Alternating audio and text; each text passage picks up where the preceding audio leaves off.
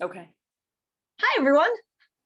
My name is Pam Zipsey. I'm the Vice President of the New Jersey Shade Tree Federation this year, and I'm here with Liz Stewart, who is the president, and also two of our board members, Neil Hendrickson, who is recently retired from Bartlett Tree Experts, and Stephen Chisolm Jr. with Aspen Tree Experts. And the goal of these interviews that we've been doing, hopefully you've seen a couple. If not, we have a little bit of a series going, but we thought it would be fun to kind of introduce the membership to the board members. So we're doing this series of short interviews to ask a couple of questions to some of our board members so that hopefully we can all get to know them. So we start with letting our board members give a brief introduction of themselves. Sorry. So Neil, you want to start? No, Steve, go ahead. Okay, well, keep it brief. So I'm Steve Chisolm. I'm with Aspen Tree Expert Company. I'm a third generation arborist, and I've been doing this pretty much since birth. So it comes from anywhere from dragging brush to climbing trees to doing sales, or at this point, I call myself a glorified fireman, and I just run around putting out all the fires. So the trees are the easiest part of my job, and then the people get involved. And if you're all in business, you know what that's like. So that's pretty much my story, and I'm sticking to it.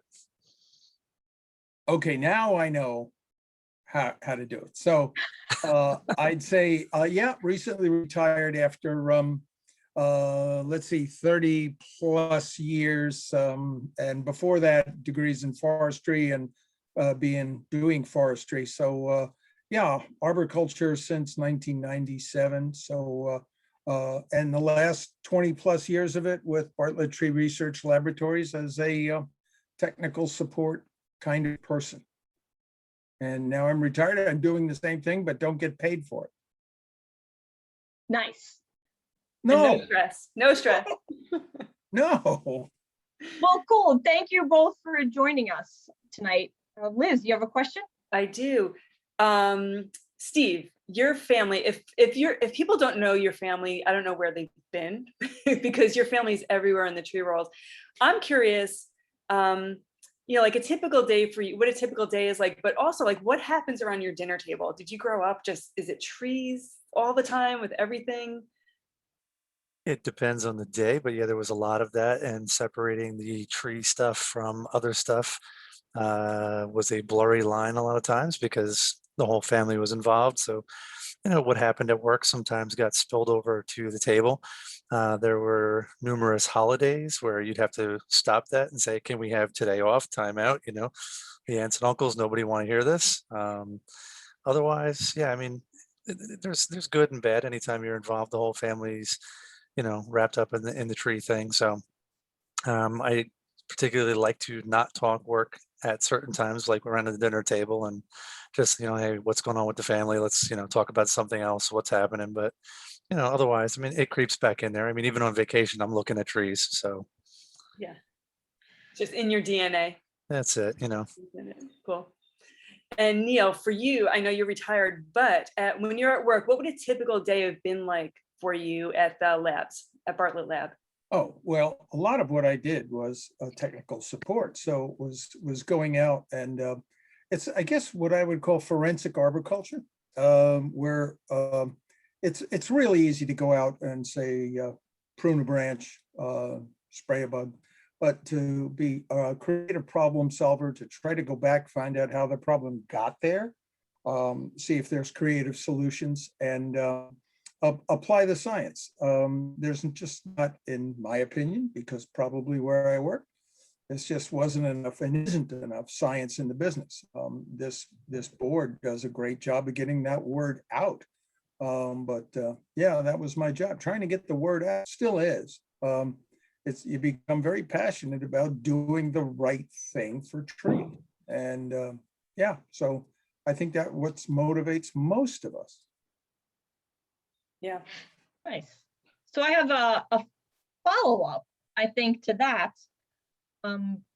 What is your favorite resource for tree information? Like, where do you guys go to learn stuff, or where do you send people? If someone's asking you a question and wants to find more information, where do you send them? What do you like? I send them to Neil. It's funny that you say that, Steve. I still get questions from old people I used to work with, and I volunteer for our town. And questions still come in, and they involve everything from tree risk questions to insect questions to what is this plant to what is this problem. And you find out that, as you well know, if you know the 10 biggest problems that you're going to come across, diseases and insects and cultural problems, the only thing I don't want to hear, I don't want to see a buried root flare. I don't want to see ever again in my life excess mulch. And I don't want to have to talk about that. But as someone said, I said, I'd like to retire and not have to talk about that. And someone said, you'll be dead 50 years. We'll still be talking about buried root flares and over mulching.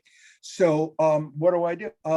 Fortunately, I was very fortunate to work with the people I do. Some really smart scientists. And I am shameless. If I don't know, I call them up now. And they say, stop bothering us. And I ask them anyway. And I usually get answers. Often the good news is it's confirmation. So, and then of course, who doesn't look at the internet? If I think it's an insect, I type it in and see if it matches. So yeah, when in doubt, Google it.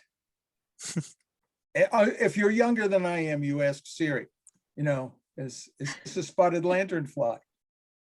I guess since we're on the topic, Steve, because Neil kind of talked about, I guess that's a pet peeve of yours, is the mulch. Steve, do you have any pet peeve? Tree pet Yeah, peeve? pretty much. I mean, there's a bunch of them. It's a long list. So without boring anybody, so mulching is obviously one without a doubt. Just poor pruning. There's no real excuse for most of it. There's been enough information out there. And if you're going to touch a sharp tool, you should know what the heck you're doing first.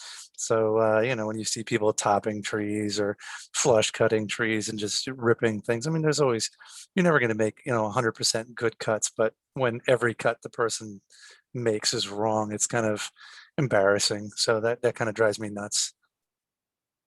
Yeah. Bad for the industry. Mm-hmm. So that is one of the nice things about this federation, is constantly trying to get the standards up and up. And the licensing law was tremendous in terms of trying to weed out people that really are just, have a primered pickup and chainsaw. Yeah, getting it right one way or another, however you phrase it, we're all motivated by that. Yeah. And you both do a lot of teaching and lecturing, and I guess getting that you're both working really hard at getting the word out in those ways by teaching people. Yeah, well, right. It also helps if you're one of those kinds of people that can't shut up. You might as well make a living at it. Nice.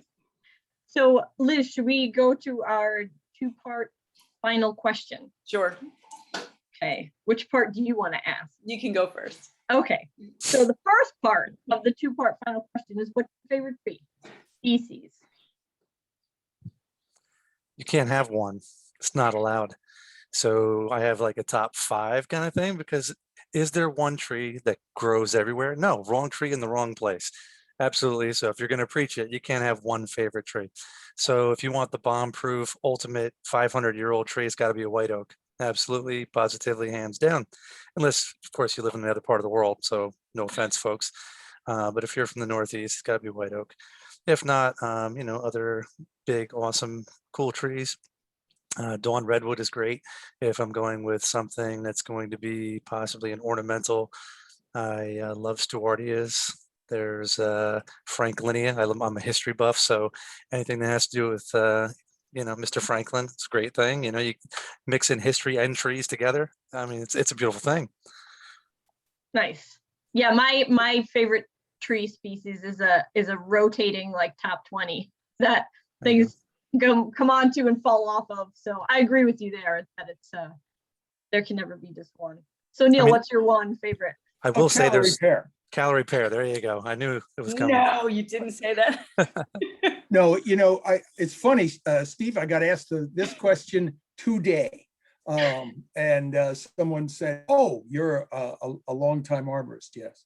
What is your favorite tree? And I said, when I was teaching in British Columbia, it was a Douglas fir or a coastal hemlock or a western red cedar or an Alaska yellow cedar, mostly because it's a good Latin name. Then when I was doing my master's in New Hampshire, was white pines.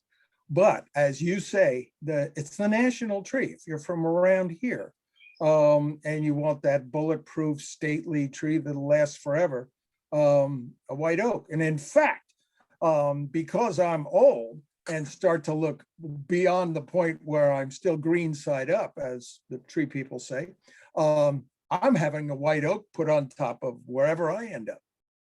Yeah. That's an endorsement. Nice. And as a follow-up to that question, do you have a favorite tree that you've met, like an individual tree that you've come across in your life that has made an impact, or you saw this tree and just it changed the way you thought about trees, or you just think about it when you walk by it, or any memory, like a tree individual that's your favorite? Absolutely. Go ahead, Steve. You got one? Boy, well, I mean, any old stately tree that's, fantastic. So I don't have one that, I go by or walk by, but I mean, we've had the opportunity to work on like the Monroe oak.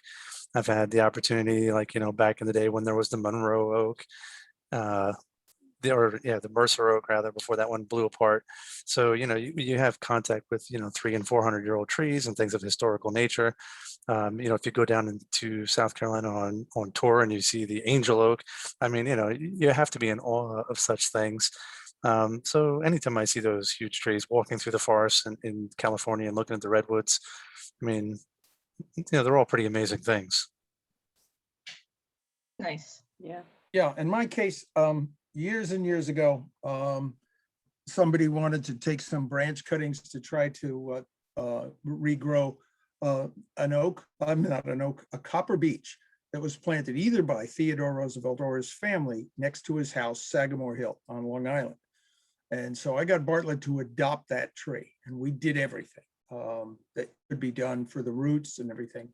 And it was in decline, terrible Phytophthora, just stopped it cold, didn't quite reverse it, but just stopped it. And the tree was spectacular. And then, so that I had a very personal relationship with that tree. And, but then they said they have to rebuild, they had to redo the waterproofing in the basement, and they killed the tree. And anyway, so I don't know what that means, but for a while it lasted, it was terrific, and I loved the tree.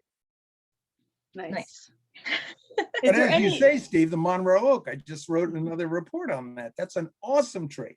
And I stand underneath it in awe, and just admire everything about it. It's pretty fantastic being there on the corner. And, now in light of, like wintertime when they salt the heck out of the roads and stuff, I'm like, stuff that's beyond your control. But big old trees, I think, there just aren't that many. Nope. And so any big old tree, there's a history, there's a story, there's character, all those things that makes us all go nuts for trees. It's like old people, you got to give them respect just because they stuck around that long. Thanks a lot. I'll remember that. Well, you can remember that when we plant that white oak on top of wherever your final resting is. That's it. Excellent. Is there anything else you want to leave with our members? Anything to inspire them, or any words of wisdom? Well, since we're all just talking trees, we can just leave them with Alex Shago's touch trees. Get out there. Yeah. Hug on them, love on them, but don't be a tree hugger. Work on them. Show them some respect. That's it. Perfect. Basically, love them. And never stop learning, because it keeps you. The day I stop learning is the day I'll start to really decline. That irreversible spiral of decline comes when you stop wondering how trees do what they do and stop learning about it and talking about it. Yeah, as long as we do that, I think we're fulfilling a really important purpose in life. Great. Yeah. Good words of Great advice. Yeah. Absolutely. Excellent. Well, thank you so much for joining us on your busy days. I know how busy you both are, and we will see you around. You're both around a lot, so. Thanks for And having hopefully us. we'll all see everyone in the conference, at the conference in October. Yep, we'll see you there. All righty, take All care, right. folks. Thanks so much.